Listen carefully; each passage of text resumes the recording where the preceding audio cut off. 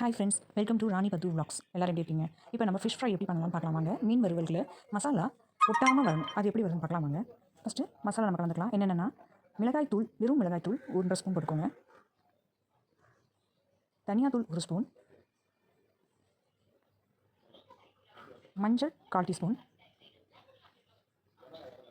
சீரகத்தூள் 1 டீஸ்பூன், மிளகுத்தூள் 1 டீஸ்பூன், உப்பு தேவைக்கேற்ப, கார்ன்ஃப்ளவர் மாவு 1.5 ஸ்பூன்லேருந்து 2 ஸ்பூன் எடுத்துக்கோங்க. 1 ஸ்பூன் ஆயில்,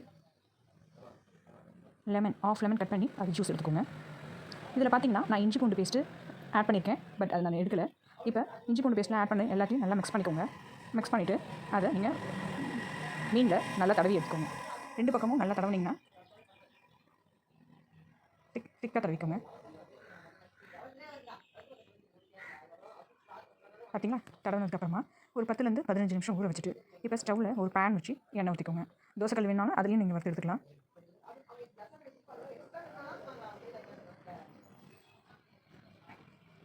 எண்ணெய் சூடானதுக்கப்புறமா மீன் ஒவ்வொரு மீனாக போட்டுக்கோங்க.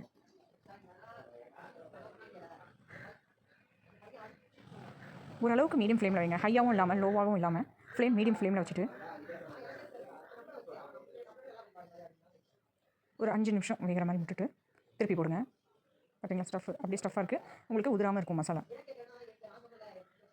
பொதுவாக ஆயில் போடும்போது நம்ம மசாலாவில் ஆயில் கலக்கும் போது கண்டிப்பாக ஒட்டாமல் தான் வரும். அதாவது கடாயிலலாம் பேன்லலாம் ஒட்டாது. மீனில் அப்படியே இருக்கும் மசாலா. பாருங்கள், வறுத்தாச்சு. 2 சைடும் பாருங்கள் மசாலா எவ்வளோ ஸ்டஃப் ஆகிருக்குன்னு.